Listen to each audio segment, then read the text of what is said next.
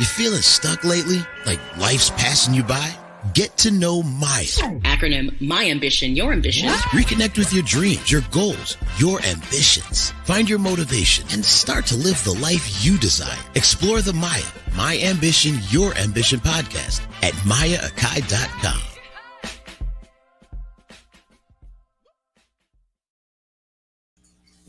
Namaste, everyone. Welcome to another not as timely as it should be episode of M.A.Y.A, My Ambition, Your Ambition. And if you are a first-time viewer, listener, well, welcome aboard. And if you are a returning listener, well, welcome back. As you know, I like to describe my podcast as a podcast that is conversation that looks to embrace salient topics from a fresh and forward-thinking perspective. I tend to feel like I'm like that, and I think I'm pretty spot on. But the key thing of the podcast is to focus on, pulling back that veil of self-doubt and sabotage that plagues so many of us in our lives, and to help to identify our ambitions, those goals, those dreams, those plans, those things that you really want to achieve, but more importantly, how to harness the motivation to yield the satisfaction and success in your daily life.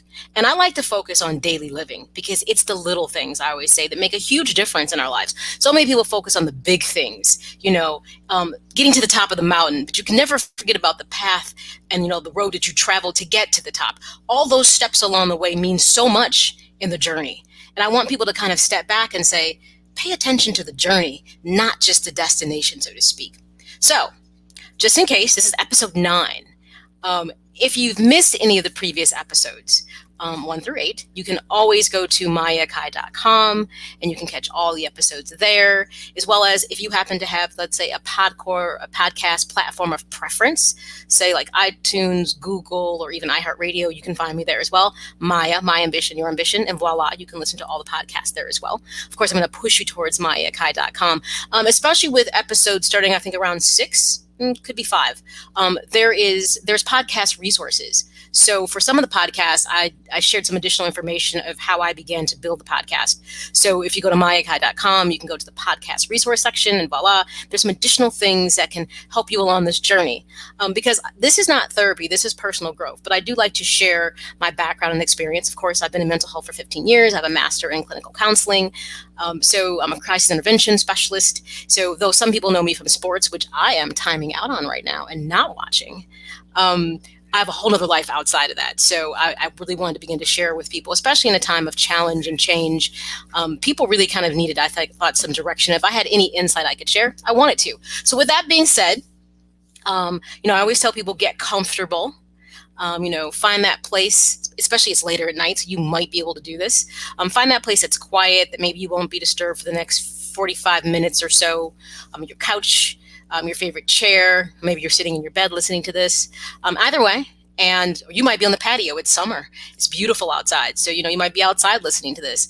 And, grab your beverage of choice. It might be, a cup of coffee, tea, water, a glass of wine, beer, whatever the case may be, whatever's going to help you to relax and be able to connect with the podcast, you do so we can jump into talking about what I feel is that next kind of layer of conversation. So with that being said, one of the things I wanted to point out, because someone said, man, I'm going through these episodes and it's a lot. And remember, though you may tune in and listen to something that I'm talking about, it doesn't mean that you have to move at the pace of whenever every single week an episode is released. You work within an episode as long as you need to be able to get to where you need to be and get the proper benefit from the podcast. It really starts with episode 4. We talked about, attachment styles, those things that influenced you from your upbringing as a child that then kind of permeated it and kind of woven itself into your lives, and understanding a lot about who you are and why you are who you are. But if it takes you a little bit of time to sit back and reflect on that, that's okay. You don't have to fast forward through these episodes because they're happening weekly. Move at your own pace. It doesn't mean you can't listen when you listen, but feel free to do this as kind of, a self-learning kind of experience for yourself. You move at your own pace. There is no rush to move through these, because if you're moving at a pace that's really allowing you to process the information, that's all that matters to me, that you get something from it, but you don't have to get something from it at the pace that I'm presenting it. And of course, lots of people come to me and ask me some questions. They may ask through my Facebook page in the messenger. Some people will go to maya.kai.com, because you can leave comments there, and reach out to me that way. It shoots me an email, and I've responded to individuals and gave them some additional resources on top of my podcast for something they were looking for. Like, I have a question. I'm dealing with this specific issue. Could you give me some direction? I'm not here to counsel anyone, but I feel I'm a resource, and I have lots of, connections and resources I can share with people. So I've actually done that with quite a few people and given them some direction in some of the issues that they've struggled with. And that's part of why I want to reach out and do this. So episode 9, this is one for me that I really personally take a liking to. Because this is one of those things that we talked about, communication styles, like if you're assertive, if you're aggressive, if you're passive, kind of your approach. But when you start getting into the meat and potatoes of relationships, this is what's interesting. And someone said to me, okay, you've talked a lot about me, I'm doing the work, but I really want to get down and chomp at the bit about relationships, because I feel like I'm struggling with something. I feel like something is missing. Don't know if it's me, don't know if it's them, but I really want to try to figure some things out. And I said, that's fair. We've done a lot of self-work, and you can be as reflective on that as you want to be. Remember, there's 3 objectives we're working through these podcasts. We want to not just be good. We want to be the greatest version of ourselves. We want to learn how to be objective. Put that in our toolbox, that there may be times where we get in our feelings and we're subjective on situations, but to be able to step back and say, can you put that shoe on the other foot and maybe see why this unfolded the way that it did? Because remember, there's always 3 sides to the coin. And then not being afraid to let go of comfort, convenience, and control, because those are things that can hold you back from achieving the things that you want to do, because you're afraid if it's not comfortable, if you're not in control, if it's not convenient, do I really want to do it? Well, like I tell you, some heavy lifting is often required to achieve the things in life you want. So every episode, keep those are the foundation things we're working on. Keep those in front of you. So episode 9, I think people will enjoy this. How to spot and stop sabotaging important relationships. Now, mind you, the framework we're going to use is actually more about relationships, marriage, and couples, but I'm going to tell you the research that has come from it, which was 4 decades of work, really can apply to so many of the other relationship realms. So those type of relationships would fall into that private realm. Remember, I have the 4 realms: that personal relationship you have with yourself, that private relationship that might be relationships with significant others, spouses, your children, family members, things of that nature, really close friends. Then you have a professional realm, your boss, maybe coworkers, people that have a inner circle with you that's important. And then a pervasive realm with people that have a purpose in your life, but their level of importance is not as the same as maybe the previous relationship realms. But what's key is, can you spot and stop sabotaging important relationships? And a lot of people struggle with this. This is the one time I'm going to allow you and say, you can reflect on relationships and think about yourself and others as you process this information. I'm going to be okay with that this time around, because it's important, because we're talking about dynamics of relationships. And what we're going to use, and this is one of my favorites, when I studied this in school, I thought, Dr. John Gottman put a lot of work into what he did. He literally put 4 decades of research into couples, married, single, attached relationships.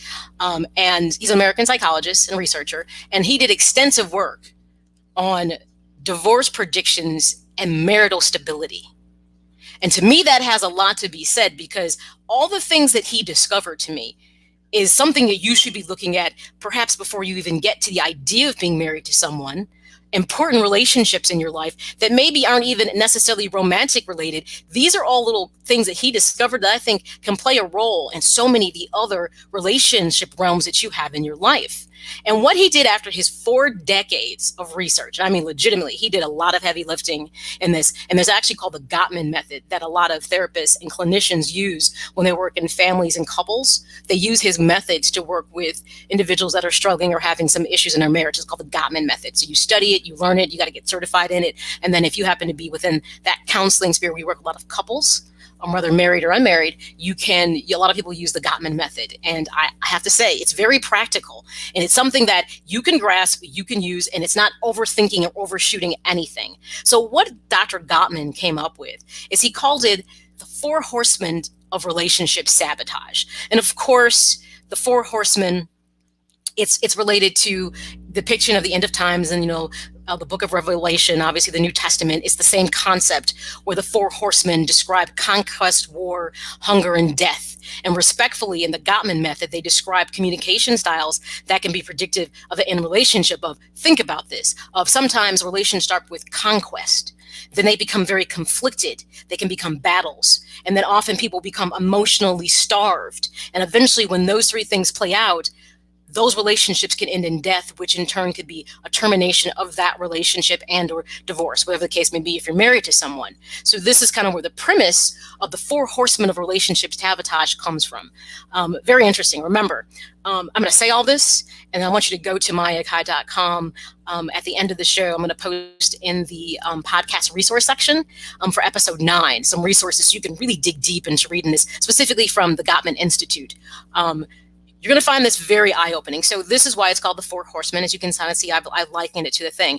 But the key thing that Dr. Gottman looked at is that he asserted that there are specific patterns in interactions that can be detrimental in the destruction of relationships. Now, mind you, he did a lot of research on couples, married and unmarried, but like in obviously, let's say, committed long-term relationships, like people that were really established and felt they were invested in the relationship, not kind of people that were necessarily newer, even though now his method can be applied to newer relationships to help people better understand why they might have some defective issues in their relationship. So what he did in the 4 decades of research is he said that there are 4 horsemen in relationships that can sabotage a healthy relationship, or maybe a relationship that's on the rocks. These 4 horsemen were called criticism, or defined as rather, criticism, defensiveness, stonewalling, and contempt. Those were the 4 things that Dr. Gottman asserted that if these things continually take place within your relationship, it's a detriment, and it's going to put you on the path to that relationship terminating or becoming so poor you really can't coexist. And for those people who decide they can't do anymore, they get divorced, or you've got 2 miserable people in a relationship that are no longer happy, which leads to all kinds of other things, abuse, infidelity, so on, the list goes on, whatever the case may be. So what Dr. Gottman described in the first was criticism. And with criticism, it's described as verbally attacking your partner's personality or their character. So it's interesting because people think, well, I heard there's constructive criticism. Well, one of the things that Dr. Gottman talked about is that within relationships, the chances of there being constructive criticism is slim to none, to be honest.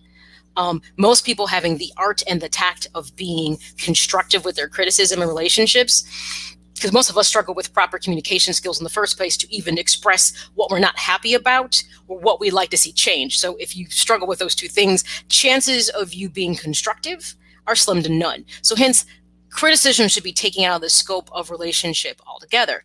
One of the things that was talked about in every relationship has conflict discussions, but it's been proven a simple fact that how you start your conversations generally is how they will end. This is something before I even studied the Gottman method that I thought was very true, was that if you start out with anger, if you start out with mistrust, if you start out with doubt, if those things are the basis of a conversation that you're entering into someone, which is an important conversation, how would you ever expect the outcome to be positive, thought-provoking, or have any real resolution? Because you're approaching it negatively. One of the things I said in episode 8, I'm just going to keep kind of threading it through every single episode. Where your focus is, your energy follows. I stole that from somebody. I love stealing people's coined phrases, but that one I love. And that just pretty much says that if you're focused on, I know you're going to lie to me, I'm not going to care for how you're going to respond to me, then your energy is waiting to get that response. You're waiting to hear what you think they're going to say that fits where your focus is. Many people are guilty of this because they just make the assumption that this is how it's going to be, not opposed to this is how it should be. So when you talk about criticism, You have to know that there's something that's really key about criticism that most people sometimes tend to forget, is that you should know the difference between criticism and complaint. This is why criticism is removed out of the conversation what's healthy in relationships, and you want to replace it with complaint. Now, some people would say, well, doesn't that just sound equally as negative? I'm complaining. But the difference between a complaint versus criticism is complaint is about changing a specific behavior, whereas in relationship realms, criticism is an attack on a person. So there's nothing resolution about it. It's simply attack on their character or personality. So understanding complaint versus criticism is extremely important when you're trying to be able to communicate with somebody something that's very important. So for instance, an example of complaint versus criticism. A complaint would be something like, I was scared when you were running late and you didn't call me. I thought we had agreed we would do something that for each other that we would kind of bridge this gap. So you kind of show a little vulnerability, and you didn't attack the person by saying something, for instance, like, you never think about your behavior, how it affects other people. I don't believe that you are so forgetful, you're so selfish, and you don't never think of others. You think the world revolves around you. You never think about me. That's literally a criticism. And what gets lost in that particular interaction between two people is the minute you start saying, you're forgetful, you're selfish, you think the world revolves around you, you never think about others. I'm gonna ask you a question. When people talk to you like that, do you really tend to connect and say, you're right, I am very selfish, and I think the world does revolve around me. I'm pretty sure that, I am the sun, and that everything is revolving around me. No. The minute you become critical of someone, they tend to shut you out, and they're not going to necessarily agree with anything you had to say. So it's important to address the behavior, which is the complaint. Like, you're running late again, and they're kind of expecting us to be on time. What can we do next time that, how can I help you to deal with your timeliness? Because I know you struggle with it, but they were expecting us to be there. Now we're running late, and I hate to be the people who walk in late. What can we do to address it? So you're not necessarily attacking them. You're saying, I know there's a problem. I don't like it. So what can I do to accommodate you to help you deal with it? So just know the difference, between obviously criticism and complaint. Find the issue you take exception with your significant other. And here's interesting. When I said this can play through other relationships, it can. So for instance, let's say you manage people. That's why I said, even though Gottman did great work at looking at relationships with couples, a lot of his work can totally translate into other realms of your life, your professional realm. So say you manage people, and you have, for instance, an employee that is constantly late. And you want to address this issue before it turns into like a corrective action situation.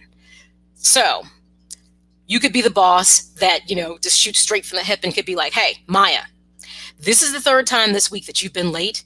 And this is creating a problem because when you're late, we have to reset things, or we couldn't start the meeting, or better yet, everyone is expected to be here, clocked in and at their workstation at this time. If you keep showing up late, then everyone's going to have an issue with this. It's very confrontational. It's like you're never on time. To me, it makes me feel like you don't care about being on time, and you take it as a joke that you're supposed to be on time. So now you're kind of attacking that person's character. So that's turned into a criticism. Though it's a legitimate issue that needs to be discussed, it's how you approach it. The difference could be in more of, obviously, the complaint would be, hey, Maya, can I talk with you about something? Sure. So I've noticed the last couple times that you've clocked in late, and I just wanted to talk with you because, obviously attendance is one of the important things here we take seriously. We expect everyone to be on time. Is there something going on? Is there something that I can be accommodating with? I just want to make sure that I'm not missing something. I know a lot of things go on in people's lives, and sometimes we don't think about it. So I don't think by any stretch the person that you don't respect, being timely at work. Boom. So you set the conversation up to be open and to talk, opposed to being confrontational. So see, right here with this criticism versus complaint, the Gottman method really shows how you could use that same approach, whether it's professional, a conversation with your kids, a conversation with your best friend, a conversation with your parents. You can have this conversation with anyone. It's about how you approach the conversation with them as opposed to being critical. Can you address the issue in a way that doesn't make them feel like, you're insulting them in some way, attacking their personality or their character? The next horseman that Gottman talked about that I thought was really interesting is the contempt. Most people will be like, if there's contempt in your relationship, how can this possibly be, a good thing? Like, why are you with someone that you have contempt for? Well, we probably all could agree when we first meet people that we start relationships with a healthy approach, that we admire someone, we're enamored with them, we're infatuated with them. Relationships generally start out blissful. Now, occasionally there are some that can start out a little rocky, and you'll be like, wow, okay, we just kind of hit the ground running, not seeing eye to eye. Probably something you should pay attention to.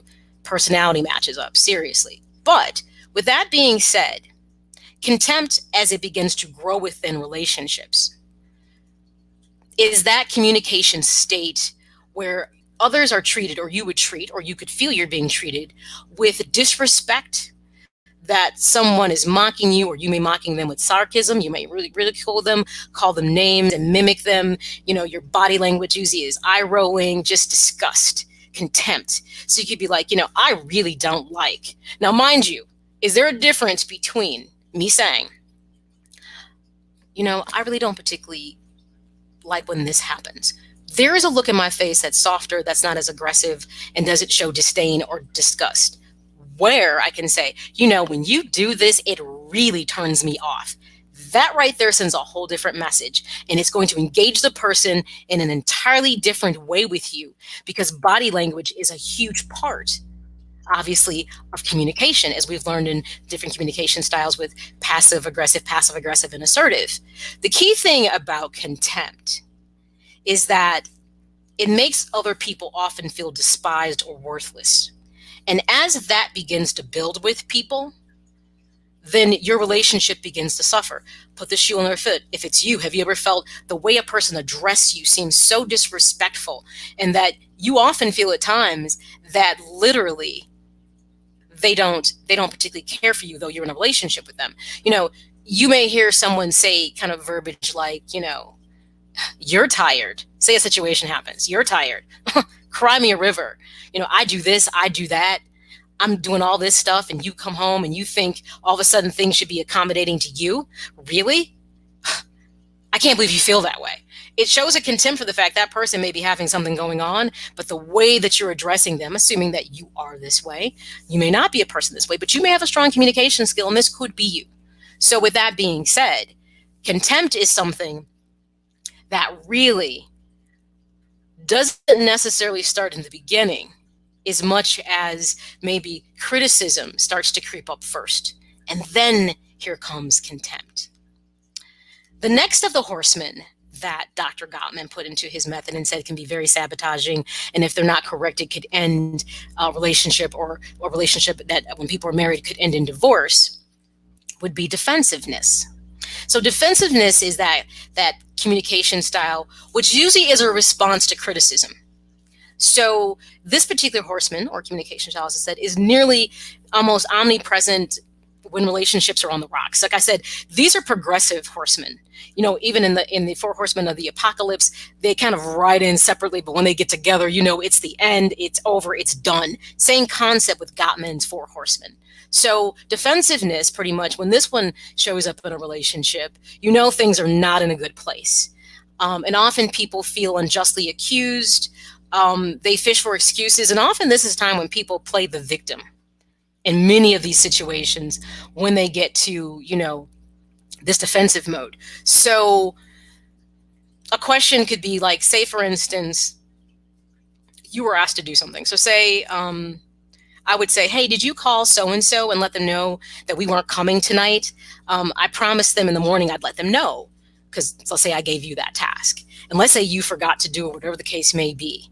The response you might get from a person who's at that point feeling like they can't do anything right and their relationship is on the rocks might be, I was just too busy today. A matter of fact, you know how busy my schedule is. Why didn't you just do it? And they push it back. They get defensive. Like, you put that on me, but you knew it had to be done. You know how busy my schedule is. Why didn't you just do it? So now I didn't do it, and now I'm the bad person. So now I'm the person that's wrong, and I didn't forget on purpose. This is when two people clearly no longer see eye to eye. They don't see eye to eye anymore. And they feel like by becoming defensive and playing a victim role, in this case, that somehow it's going to make the partner stand down and not push so hard and let them be. Now, let's be honest, that tactic is almost never successful. The excuses you tell your partner, they often feel like it's just an excuse, that you don't take their concerns seriously. And the key thing is they feel like you're not taking responsibility for your mistakes. That's the key thing. So here it is. I asked you to do something and you said that you would. And because you forgot to do it, opposed to just saying you forgot, now you're going to put it back on me. Like I said, all of these communication states within relationships are progressive over time. How this can play into defensiveness, sometimes you may see this kind of behavior in children. Let's just say, unfortunately, you have high expectations for your children, which there's nothing wrong with that. But there always have to strike that balance of nature, nurture, obviously praise, obviously with when something's wrong, you share with them, like, let's talk about what happened here so we can get some clarity on it. But if you always make a child feel like they can't do anything right, chances are they may often fall into a defensive mode with you when they answer questions. Like they feel like I have to make excuses or lie, opposed to being able to tell you the truth about what really happened, because I feel like you won't accept that from me. Same thing applies often in work dynamics, that say you forgot to do something and it was a really important part of your project or task, and it maybe, let's say, caused issues. Some people literally will find an excuse and say, I feel like I did all the work on the project, I forgot to do that, but why did all this fall on me? Opposed to taking ownership. And then sometimes from your boss's perspective, it make them feel like, all you had to do is say you forgot it and we'll have to fix the problem. But being accountable is one thing, but you not taking responsibility, it doesn't mean all of a sudden they're going to see you as the victim, as you want to play that you were the victim. So again, and this is interesting because even within work dynamics and relationships, most people don't start out being defensive. It starts out with maybe complaint versus criticism in their work dynamic.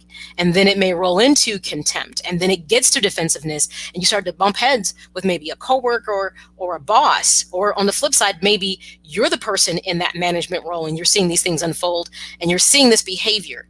Step back and say, let me take a closer look at why this person behaves this way. Is it something of how I've responded to them that makes them feel like they can't take accountability? So not only are you taking a hard look at yourself and how you respond, this is that kind of relationship dynamic interaction that you can pay attention to these cues from your significant other and say, I just feel like that person was being a little defensive with me. Why is that? We need to probably talk about this and really talk about it. And we'll get into some antidotes a little bit later into the episode, things that you can keep in front of you when you think about trying to address or fix these issues to start out with. The final horseman for the Gottman method is stonewalling. And stonewalling occurs when the person you're talking to, the listener, withdraws from the interaction. They shut down. They simply stop responding to their partner. They just kind of shut you out, in one ear, out the other, if it even enters into an ear to come out the other ear. They just, at this point, have shut you out, shut you down. And this is where communication is locked down in relationships and nothing can change. And this is so unhealthy, because this is really when you're like on that path to either breaking up or going to divorce or feeling like you need a new job, or all of a sudden you and your kids just, you don't understand me, you don't see eye to eye, it doesn't seem like anything you do is right. And this is because at that point, stonewalling usually is a response to what they feel is contempt. Seriously. Remember, this is something, a building block. Each one leads to the next one. So people who stonewall, they feel like they're trying to find evasive maneuvers, like tuning you out, turning away, or acting busy, not to deal with you overall, because they feel like it's going to be nothing short of criticism, obviously, and it's going to be conflict, and there'll be no level of accountability from you, or they may just have that worldview of people in general. But if you're talking about more specifically within your relationships, somewhere along the way you've disconnected, and either you fail to be able to see things at times from their perspective, or you've played the victim too much because you feel like, well, I do feel like it's you and not me. It can always be somebody else. But the question is, if it really is you and not me, you need to step back and take a really hard look at your relationship. If you feel that what's gone wrong in your relationship is 100% someone else's fault, then I would ask you why you're still there. Because it doesn't seem like there's of any benefit to be with someone that can never do anything right in your eyes or can't make you happy. That's the challenge within it all. So, Gottman put together some fantastic ways to start to look at your behavior, your significant other's behavior, maybe your boss's behavior, your children's behavior. Even though it started out 4 decades of looking at relationships, he really put on the table some key things to help you to truly evaluate communication styles within relationships themselves, those more intimate and connected relationships. And to say, is it me that's presenting this issue? Is it my significant other? Are we both a little guilty? And maybe we need to learn in the meet in the middle. So with that being said, how to stop self-sabotaging your relationships, assuming that it's you. Remember, one of the big things that we're doing here with M.A.Y.A, My Ambition, Your Ambition. Remember, you can go catch all the other episodes at myakai.com and check out the podcast resources. Click on the tab. But of course, if you have a podcast platform of preference, I'm never going to tell you to deviate away from what you like. You can always do that. But you can always go find me on iTunes, Google Play, as well as iHeartRadio and a couple others. There's tons of podcast platforms. But those are 3 that I know a lot of people tend to listen to. You can always find my episodes there and listen to all those different episodes 1 through 8, which is building blocks up to this point. This is now how to take all that information and to start to say, how can I insert this into my relationships to see what's working, what's not working, why am I not happy? This is that first step. And if it's how you communicate with somebody is probably often one of the first big steps in establishing and maintaining relationships. If you communicate poorly, chances are what you feel will never actually be understood because you won't know properly how to communicate it, and vice versa for your significant other. So when you start seeing these type of communication styles, aka tactics, you can say, something, wow, I kind of feel like we're at this defensive stage. So have we moved to DEFCON 3 in our relationship? Is this the 3rd horseman? Are we really headed towards, an apocalyptic ending to this relationship that we've been invested in for 10 years? Remember, these build upon each other. And that final one is stonewalling, when you just shut people out around you because you feel like, I don't feel like hearing it. They don't hear me. I'm not feeling it. I'm done. Whether it's a significant other, whether it's a job, whether it's friendships, your kids might shut you down like that. That means something has happened and communication is lost, and that relationship pretty much is about to fall apart if it already hasn't. And if you want to find a way to redeem it, if you want to try to salvage it, then communication is that first step to say, I'm hearing something in what you're saying to me, and this is not the proper way to communicate. How can we fix this? How can we change our trajectory, so to speak? Because this means something to me, and I feel like we've been on this path for a long time. There must be a different roadmap. There has to be a different path for us to travel to get us back to where we were when we were happy. Or perhaps going back to where you were when you were happy is not where you need to be right now. That's the other thing too. Evaluating is where you are and if it's where you need to be.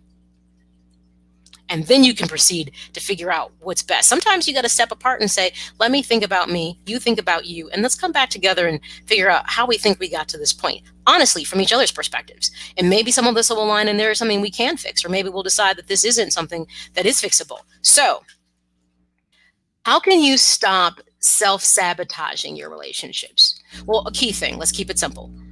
Being able to identify these 4 horsemen in your conflict discussions is the first step in eliminating them. So to be able to see, complaint versus criticism, being able to see contempt, being able to see defensiveness, being able to see, stonewalling, whether it's you or someone else that you're in a relationship with, your children, your significant other, your boss, being able to identify these interactions are key. But here's a key thing. Knowledge is not enough to drive away destructive communication and conflict patterns, because what these are patterns of behavior, not just communication styles.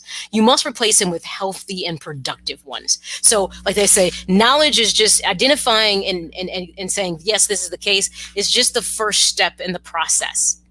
But what you do with that information once you have it, that's the bigger part, the bigger piece of the puzzle that you have to work on. So let's talk about an antidote to criticism. Simple.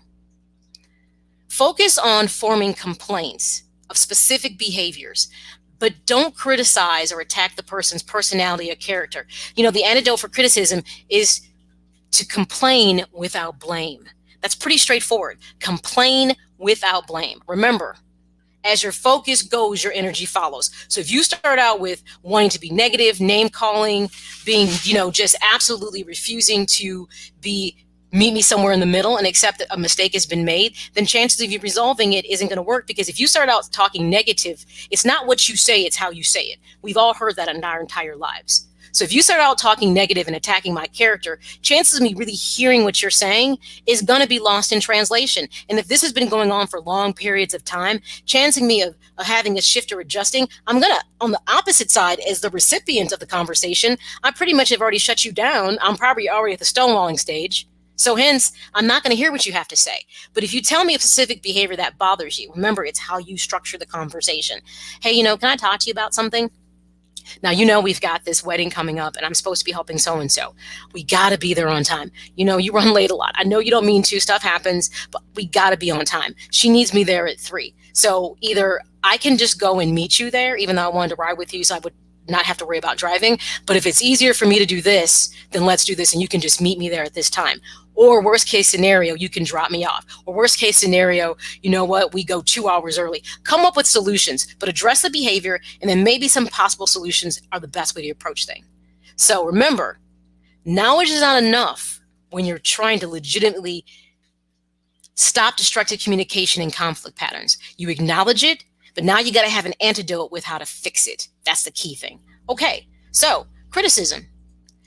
The antidote: complain without blame. And that means the person listening can be far more in tuned and dialed in, because they don't feel like you're assaulting their personality or character. Not insulting, but assaulting them and insulting them at the same time.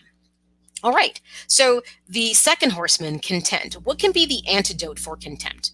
Okay, so contempt, you want to build a culture of appreciation and respect in your relationship. Ask yourself a question. For some reason with your significant other, if you feel superior, ask yourself why. If you feel like you're better, and there are people who feel that way, like this person should do this to keep me around because I'm the cat's meow. If you feel somehow you're more superior in the relationship, chances are that pattern of behavior from you has totally been emulated throughout your relationship, which has created a certain amount of contempt for them, like you're doing them a favor. So a culture of appreciation means I respect you for who you are. I appreciate you for who you are. I accept you for who you are. At some point, you have to stop being with people with expectations of who they could be, and you must be in the moment right now. Accept people for who they are right now. And if something better comes down the road and they evolve into something greater, fantastic. But waiting for that moment of change or that shift to happen that may never happen can be a detriment to your relationship and can create contempt.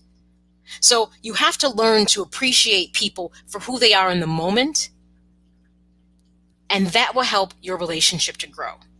But if you constantly make a person feel inferior, or they're not good enough, or you have them around because it's convenient for you, then you're going to create a contempt for them, and it's not going to be a healthy relationship. And the second horseman's already arrived in your relationship. The third horseman, defensiveness. What would be the antidote to that? So the key thing about defensiveness is about a lack of taking responsibility for one's actions and kind of playing the victim role. Well, the antidote that's going to be is take responsibility for your part of the conflict and work towards a compromise. Here comes another dirty C word. We're going to throw that into the pile of things that I need you to be able to be comfortable with, sometimes being able to forfeit them in order to hit a greater goal. So the other C's were comfort, convenience, control, and let's ask compromise in there, because a lot of people hate the idea of having to meet someone in the middle. Often you hear people say, meet me where I'm at. And if you meet me where I'm at, perhaps we can do better at what we're doing. But if you expect me to be where you are and I'm not there, then chances are we're going to have issues along the way. The journey should be walking this path together, not that you're 10 feet ahead of me. Maybe occasionally you might be 1 or 2, but there should never be a great difference in key relationships in perspective and where you are in regards to your happiness and expectations of one another. You should always be discussing these things. So, defensiveness, the best way to not feel you have to play the victim role is, what part of this conflict is my issue? Did I not share proper information? Did I not tell you that I'm helping so-and-so with this wedding, and so I have an obligation to be there early? Or did I just kind of share, hey, so-and-so is getting married, we're going this day, but then I spring on you maybe last minute, but you didn't know you needed to reserve that much time to accommodate me. It's about, did you share the right amount of information? At that point, you may say, something, I didn't tell you that I was helping. So if it's not going to work for you to, go with me at that time, could you maybe drop me off because I don't want to drive? I got lots of stuff I have to do, or maybe I'll just drive and meet you there. Find a compromise. to deal with defensiveness. And then the fourth and final horseman in the relationship potential apocalypse is stonewalling. What's the antidote to stonewalling? Well, here's what's interesting. And this is probably the one, because remember, at this point, if you're at stonewalling, it means your relationship's like in DEFCON 5. The apocalypse is upon you, and chances of it obliterating any kind of future you have is there. The world as you know it will probably end when people start shutting you out, tuning you out, and just don't want to hear you anymore. So the antidote to that is to practice psychological self-soothing. It's really the first step is self-soothing to stop conflict discussions and call a timeout. So that's when you might say, okay, we've actually talked about this before. And I always feel when we get to this point, somehow we're not listening to each other. I think something gets lost in our conversations and nothing gets resolved. And it just kind of gets swept under the rug, but we're both looking at this rug and it's a big humping pile of something underneath there that we need to address. So because I don't think we're listening to each other anymore, because at this point defensiveness and contempt and obviously criticism is just all over it, say, let's just time out and let's maybe try to revisit this at another time, because I don't think we're getting anywhere. And I think the more we do this, the less of ourselves and the more our relationship suffers. Let's time out and let's come back and let's talk about this when we feel like we're in a better space. So I'll reach out to you, or you can reach out to me when you're ready to discuss it again. But I want to do it when it's the right time, because this matters to me. But I feel like we are self-sabotaging our relationship by failing to communicate properly. And this pattern of conflict, I feel like, has been around for a while. And I don't know why, but if we don't address it now, I'm not sure where we go. So let's just talk about it later. Okay, let's talk about it later. That's fair. And if you got a person who's open-minded, you might turn over a leaf that they didn't expect. Now, mind you, you trying to do the right thing doesn't always equate and everyone's going to agree with your actions, but you're trying to bridge the gap. You're trying to make things better. So that's Dr. John Gottman's The 4 Horsemen of Relationship Sabotage. Criticism, contempt, defensiveness, and stonewalling. All things that are detrimental conflict patterns in your relationships that maybe aren't just romantic relationships. You may see this in friendships you have with people that you feel are close, but you have constant conflicts. You argue a lot. You may see this in some work dynamics you have with a boss or with peers. You may see this in relationships with your children. You feel like no one's listening. Like, I'm talking, they're not listening. What's going on? Because often a person may feel like when you talk, all you do is criticize me. So why should I listen? I feel like you don't even like me. I can't tell you how many times I've actually heard children say about their parents, I don't think they like me. Isn't that a strange thing that you would hear a child say about their parent? But that's the interaction. It's that conflict pattern and that communication style that's existed for so long. They now have the impression their parents don't particularly care for them. So just imagine that. So it's a big step back. Trust me, all this information is a lot to process. But if you process it patiently, like I said, take it episode by episode. Don't feel that you have to keep up at the pace that I'm doing the episodes, because if it takes you a little longer to process something because you really want to get something from it, then so be it. Work at your pace. This is self-reflection at your pace, because they're obviously podcasts and you can go back and listen at any time. So with that being said, we're about at the 42 mark, and I said I would not keep you longer than necessary. So remember, everyone, you can always listen to episodes of M.A.Y.A, My Ambition, Your Ambition, at myakai.com. There will be a supporting resource for this podcast, episode 9, how to spot and stop sabotaging your relationships. So just go to myakai.com, click on the podcast resource section, episode 9, and you'll be able to kind of read through some things more in deeper detail.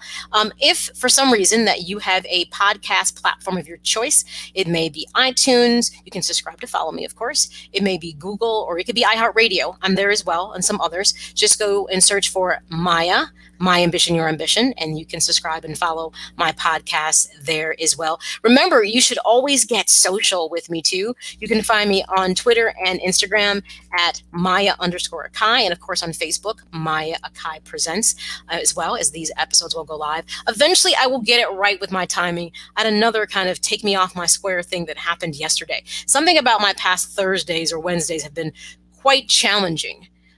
But I've managed to process them, get my energy back, and get back to doing what I'm passionate about, which is sharing information and hopefully helping others to be able to, address issues that they have.